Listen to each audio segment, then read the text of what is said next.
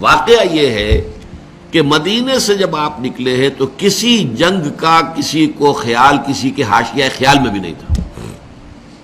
پیش نظر تھا اس قافلے کا راستہ روکنا کہ جو آ رہا تھا شام سے واپس ابو سفیان کی سرکردگی میں. جو جب جا رہا تھا تو حضور نے تعاقب کیا تھا لیکن وہ بچ کر نکل گیا تھا. اسی لیے کسی نے اہتمام نہیں کیا کہ وہ اسلحہ ساتھ لے. اندازہ تو کیجئے 313 افراد میں سے صرف 2 کے پاس تلواریں تھیں. اسلحہ بھی نہیں لیا. کیا کرنا ہے؟ قافلے کو جا کر جو ہے روکنا ہے، قافلے کو لوٹنا ہے کہہ لیجئے. لہذا کو کثیر تعداد جو بھی گئی ہے وہ اسی خیال سے نکلی اور اس میں کوئی بری بات نہیں ہے. باطل سے گویا کہ جنگ تو پہلے دن سے شروع ہو گئی تھی. جیسے ہی حضور نے کہا لا الہ الا اللہ آپ کے اوپر تشدد شروع ہو گیا، بات ختم ہو گئی. تصادم تو ہے، صرف یہ ہے کہ پہلے وہ تصادم ذہنی اور فکری سطح پر تھا صرف، یا وقت یک طرفہ تشدد تھا اس میں کہ مسلمانوں کو اجازت نہیں تھی جوابی کارروائی کرنے کی. اب یہ تصادم 2 طرفہ ہے. اینٹ کا جواب پتھر سے دینے کا موقع آ گیا، مرحلہ آ گیا. اور اس انقلاب کی تکمیل کے لیے انگریزی میں ایک لفظ آتا ہے پش. ایک تو PUSH پش، کسی چیز کو دھکا دینا. ایک ہے PUTCH. یہ پش جو ہے یہ ہے کسی بھی مہم میں پھر آخری حلہ بولنا.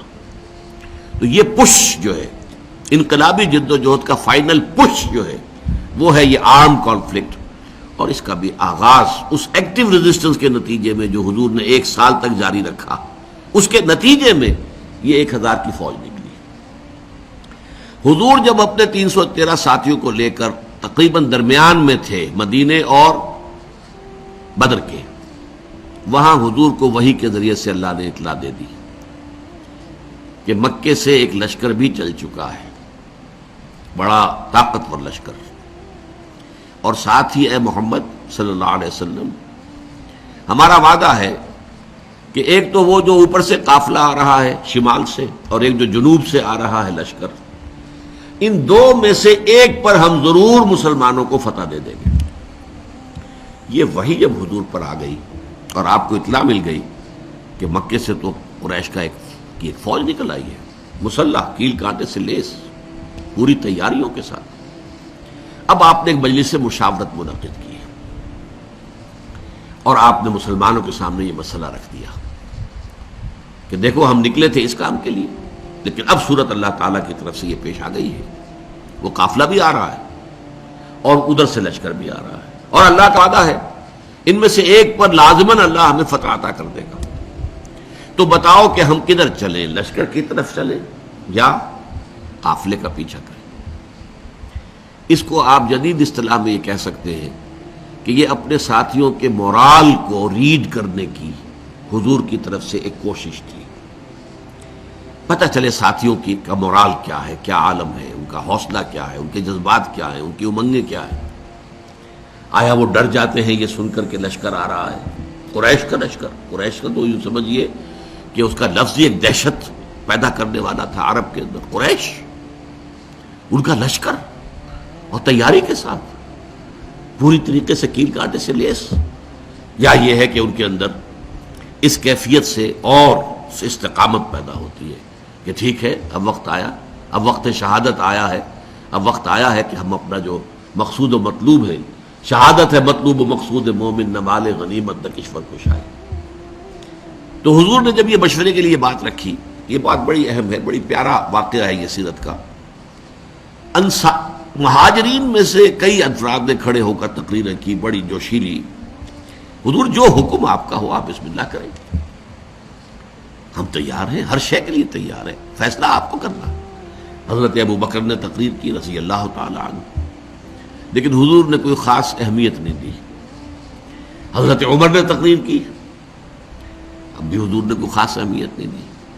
فرمایا بھائی دو مشورہ دو، آپ لوگ مشورہ دیجئے. پھر حضرت مقداد ابن الاسود نے جو تقریر کی ہے وہ بڑی پیاری ہے کہ حضور ہم موسیٰ کے ساتھی نہیں ہیں کہ جنہوں نے جنگ کے وقت کہہ دیا تھا کہ فَاذْهَبْ أَنْتَ وَرَبُّكَ فَقَاتِلَا إِنَّا هَاهُنَا قَاعِدُونَ، جاؤ موسیٰ تم اور تمہارا رب جا کر جنگ کرو، ہم تو یہیں بیٹھے، ہم جنگ نہیں کریں گے. ہم موسیٰ کے ساتھی نہیں ہیں، ہم محمد کے صحابی ہیں صلی اللہ علیہ وسلم. خدا کی قسم آپ بسم اللہ کریں، جو بھی قدم آپ اٹھائیں گے انشاءاللہ اللہ تعالی ہمارے ذریعے سے آپ کو آنکھوں کی ٹھنڈک عطا کرے گا۔ حضور ان کی بات کو بھی کوئی خاص اہمیت نہیں دے رہے، پھر فرما رہے اشیرونی، مجھے مشورہ دو بھائی۔ اب یہ بات جو ہے انصار کی سمجھ میں آ گئی کہ حضور کا روح سخن ہماری جانب ہے، کیونکہ انصار سے جو معاہدہ ہوا تھا بیعت عقبہ ثانیہ میں وہ یہ تھا کہ اگر مدینے پر حملہ ہوگا تو ہم آپ کی حفاظت کریں گے اپنے اہل و عیال کی طرح۔ ابھی مدینے پر حملہ نہیں ہوا تھا، بلکہ حضور آگے بڑھ کر نکل آئے ہیں مدینے سے، اور جنگ مدینے سے باہر ہو رہی ہے۔ تو گویا کہ اسٹرکٹ سینس میں انصار پابند نہیں تھے اپنے اس معاہدے کی روح سے کہ حضور کا ساتھ دیں، اور ظاہر بات ہے کہ اب جو سچویشن پیش آ گئی تھی صرف مہاجرین کی نفری کافی نہیں تھی، 80-85 مہاجرین تھے، باقی سب کے سب تو انصار تھے، ان میں 313 وہ کفایت نہیں کرتے تھے اس سچویشن جو اس وقت پیش آ گئی ہے۔ لہذا حضور بار بار کہے تو سمجھ گئے۔ حضرت سعد بن عبادہ کھڑے ہوئے رضی اللہ تعالی عنہ، اور بڑی پیاری تقریر ہے ان کی یہ، کأنک تعنینا یا رسول اللہ، اے اللہ کے رسول شاید آپ کا روح سخن ہماری جانب ہے، فإنا آمنا بک وصدقناک، تو ہم تو آپ پر ایمان لا چکے ہیں۔ وہ بیعت عقبہ والی بات کو آپ بھول جائیے، جب اب ایمان لے آئے، اپنے آپ کو اللہ کا رسول اور نبی مانا ہے، تو ہمارے لیے آپشن کون سا ہے؟ We don't have any option. خدا کی قسم اگر آپ اپنی سواری سمندر میں ڈال دیں گے، ہم سب کے سب آپ کے پیچھے سمندر میں اتر جائیں گے، اور خدا کی قسم اگر آپ ہمیں حکم دیں گے تو ہم برق الغماد تک پہنچ جائیں گے، یمن کا ایک شہر، اور اپنی جو سواریاں ہیں یہ اونٹ اور اونٹنیاں انہیں اس طویل سفر کی وجہ سے لاغر کر دیں گے، لیکن آپ جہاں حکم دیں گے آپ بسم اللہ کیجئے۔ اس پر آتا ہے کہ حضور کا چہرہ کھل اٹھا، خوشی کے اور بشاشت کے آثار، کہ یہ جو جماعت میں نے تیار کی ہے اتنی محنت سے، دعوت اور تربیت اور تنظیم کے مراحل جو میں گزار کے لایا ہوں، یہ جماعت اب تیار ہے فی الواقع اس آخری مرحلے میں داخل ہونے کے لیے، اب ہم پوری طریقے سے فٹ ہیں۔ اس پر آپ کے چہرے پر بشاشت آئی۔ اس کے بعد آپ نے کہا تو چلو پھر بدر کی طرف۔ اب یہ میں آپ سے عرض کر چکا ہوں کہ وہ قافلہ تو بدر کی وادی میں داخل ہی نہیں ہوا، ابو سفیان اس کو لے کر پہاڑی سلسلے کے ادھر مغرب کی طرف سے ہوتے ہوئے ساحل سمندر کے ساتھ ساتھ لمبا سفر کر کے بچ کے نکل گئے۔ اور یہ جب جو لشکر آ گیا قریش کا، اور جب پڑاؤ ہے، صرف میں اس کے بھی 2 واقعات آپ کو سنا دوں کہ جب پڑاؤ پڑا ہوا ہے تو وہاں اطلاع پہنچ گئی کہ قافلہ تو بچ کر نکل گیا، ابو سفیان کا پیغام آ گیا کہ میں قافلے کو بحفاظت لے کر مکے پہنچ گیا۔ اب یہاں سوال پیدا ہوا، پھر وہی ہاکس اینڈ ڈوز کا معاملہ۔ ڈوز نے یہ سوچا کہ اب خوریزی کاہے کے لیے، ہم تو نکلے تھے اپنے قافلے کی حفاظت کے لیے، قافلہ تو پہنچ گیا۔ لیکن جو ہاکس تھے ان کو تو سمجھ میں یہ آیا کہ یہ تو ہمیں موقع مل گیا، گاڈ گیون اپارچونٹی، یہ ڈوز ہماری بات چلنے نہیں دے رہے تھے، اب جو ہے اب ہم یہاں تک پہنچ گئے ہیں، مدینہ یہاں سے صرف 80 میل دور ہے، ہم کہاں سے کہاں تک ہو کر یہاں پہنچ گئے ہیں، تو اب تو موقع ہے، اب یہاں سے واپس جانے کا کیا سوال۔ حضرت حکیم بن حزام رضی اللہ تعالی عنہ اس وقت تک ابھی ایمان نہیں لائے تھے، وہ گئے عتبہ کے پاس۔ کیا عتبہ، دیکھیے ہمارا جو وہ قافلہ تھا وہ تو بچ کے جا چکا ہے، اب یہ خامخواہ کی خوریزی اور جنگ کاہے کے لیے؟ آپ کی حیثیت یہ ہے قریش کے ہاں کہ اگر آپ اس کو روکنا چاہیں تو جنگ اب بھی رک سکتی ہے۔ اس نے بھی کہا ٹھیک ہے، بات تو تمہاری صحیح ہے، اچھا چلو چلتے ہیں ابو جہل کے پاس، وہ he was the chief of the ہاکس۔ وہاں جا کر بات کی، اور وہ شخص جو تھا پھر اس نے پینترا بدلا، تانا دیا عتبہ کو۔ عتبہ کے بیٹے تھے حضرت حذیفہ رضی اللہ تعالی عنہ، جو ایمان لا چکے تھے، حضور کے ساتھ تھے۔ ہاں معلوم ہوتا ہے عتبہ، بیٹے کو سامنے دیکھ کر تم پر بزدلی طاری ہو گئی ہے۔ اب یہ عرب کے لیے بہت بڑا طعنہ تھا۔ دوسری طرف اس نے یہ کیا کہ وہ جو ایک مارا گیا تھا وادی نخلا میں ایک مشرک، اس کے بھائی کو بلایا کہ دیکھو یہ تمہارے بھائی کے قاتل جو ہیں وہ اب سامنے پڑے ہوئے ہیں، لیکن یہ لوگ چاہتے ہیں کہ جنگ نہ ہو۔ اس نے فوراً کپڑے پھاڑے، وہاں کا جو ان کا ایک قبائلی رواج تھا، چیخنا چلانا شروع کیا، اپنے اس مقتول بھائی کا نام لے کر کے اس کا انتقام، اس کا قصاص لے کر جائیں گے، واپس نہیں جائیں گے واپس یہاں سے۔ عتبہ نے بھی اس طعنے کا جواب دیا کہ یہ صبح معلوم ہوگا کہ کون کاورڈ ہے، کون بزدل ہے۔ ظاہر بات ہے کہ عتبہ کو یہ بات کھا گئی، وہ چونکہ نسبتاً شریف النفس لوگوں میں سے تھا، یعنی عمر کے اعتبار سے بھی بزرگ، ویسے بھی تباہ ہے ہر ایک کی، جیسے کہ وہ شعر ہے کہ نہ ہر زن زن است و نہ ہر مرد مرد، خدا پنج انگوش یکساں نہ کر۔ نہ اہل ایمان میں سے سب ایک درجے کے تھے، برابر کے تھے، نہ کفار میں سب ایک درجے کے تھے۔ کافروں میں انتہائی سخت معاند بھی تھے، اور کافروں میں وہ شخص بھی تھا جنہوں نے حضور کو پناہ دی تھی جبکہ آپ طائف سے آئے ہیں مایوس لوٹ کر، وہ بھی کافر ہی تھا، مشرک تھا۔ اور ظاہر بات ہے کہ ابو طالب بھی تو کفر ہی کی حالت میں دنیا سے گئے ہیں، لیکن حضور کی مدد کرتے رہے، آپ کو سہارا دیتے رہے۔ تو ہر طرح کے لوگ ہوتے ہیں، تو عتبہ در حقیقت ان میں سے شریف النفس لوگوں میں سے تھا، لیکن شریف آدمی کو پھر یہ تانا بھی کھا جاتا ہے بری طرح۔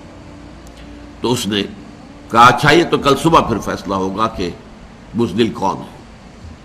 نتیجہ یہ ہوا ہے کہ پھر اگلے دن سب سے پہلے عتبہ میدان میں آیا۔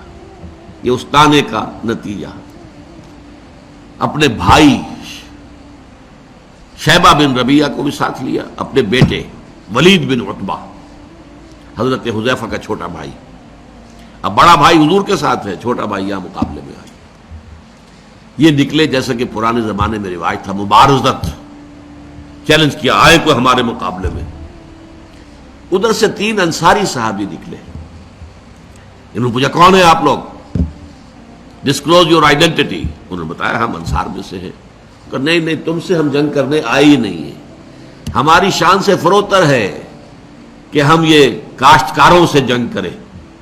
تانا دیا کہ مدینے کے لوگ تو کاشتکار لوگ ہیں، ہمارے مد مقابل بھیجو محمد صلی اللہ علیہ وسلم جو ہمارے قبلے کے ہو۔ حضور نے ان تینوں کو اشارہ کیا واپس آ جاؤ۔ اب حضرت حذیفہ نکلنے لگے باپ کے مقابلے کے لیے، حضور نے روک دیا۔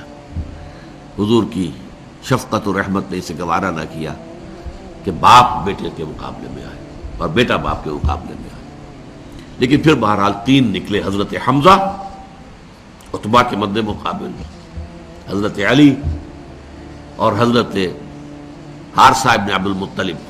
آپ یہ بن مطلب، عبد المطلب نہیں، یہ 3 قرشی نکلے۔ ہاں انہوں نے جب بتایا کہ ہاں ٹھیک ہے اب ہمارے مقابلہ جو ہے برابر کی چوٹ کا ہے۔ بہرحال نتیجہ کیا نکلا کہ تینوں کو واصل جہنم کیا، اگرچہ حضرت حارثہ جو تھے وہ بھی زخمی ہو گئے، تلوار کا وار ان کی ٹانگ پر پڑا، ٹانگ کٹ گئی تو گر گئے، لیکن پھر جس سے مقابلہ ہو رہا تھا حضرت علی نے اس کو بھی واصل جہنم کیا۔